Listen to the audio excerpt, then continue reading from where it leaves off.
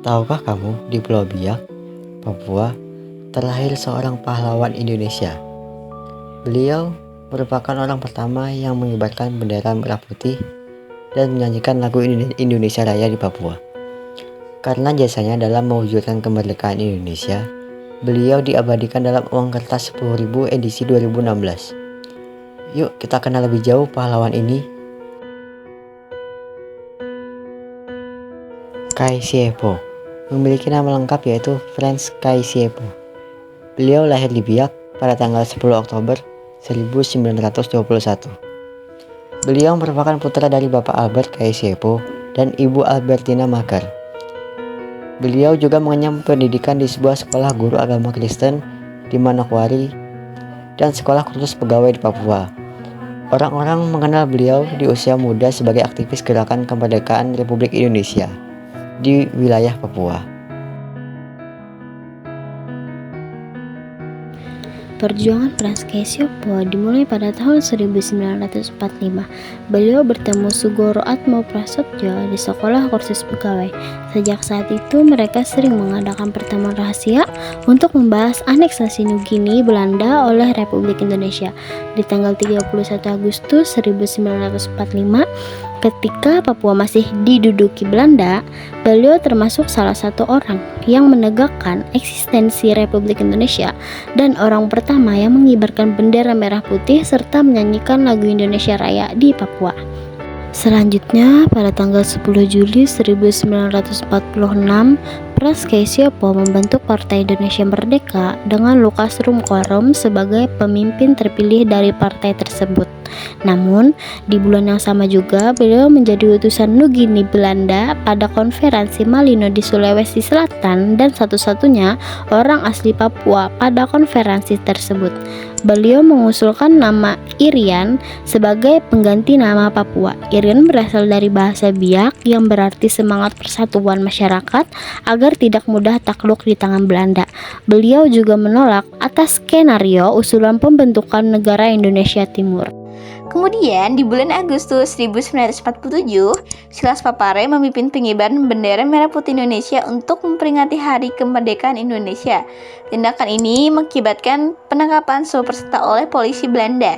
Mereka dikurung selama lebih dari 3 bulan. Selama itu, Kai Siepo dan Johan Arix mengambil peran Papare. Pada Maret 1948, Kai Siepo terlibat dalam pemberontakan di Biak. Beliau memprotes pemerintahan Belanda. Di tahun 1949, Kai Siepo menolak sebagai pemimpin delegasi New Guinea Belanda dalam konferensi Meja Bundar Belanda-Indonesia karena beliau merasa Belanda berusaha mendikte dia. Disebabkan perlawanannya itulah beliau dipenjarakan dari tahun 1994 hingga 1961. Setelah keluar penjara, Kai Siepo mendirikan partai politik Irian. Tujuan utamanya untuk menggabungkan wilayah New Guinea sebagai bagian Indonesia. Pada tanggal 19 Desember tahun 1961 dibentuknya Trikomando Rakyat atau Trikora oleh Presiden Soekarno. Hasil utama Trikora adalah Perjanjian New York pada tanggal 15 Agustus tahun 1963 yang memaksa Belanda harus menyerahkan kekuasaan Irian Barat ke Indonesia. Beliau diangkat sebagai Gubernur Irian Jaya pada tahun 1964. Kai Siepo meninggal dunia pada 10 April tahun 1979 karena serangan jantung. Beliau dimakamkan di Taman Makam Pahlawan Cendrawasih, Jayapura, yang sekarang menjadi Makam Pahlawan Nasional Indonesia Frans Kai Siepo.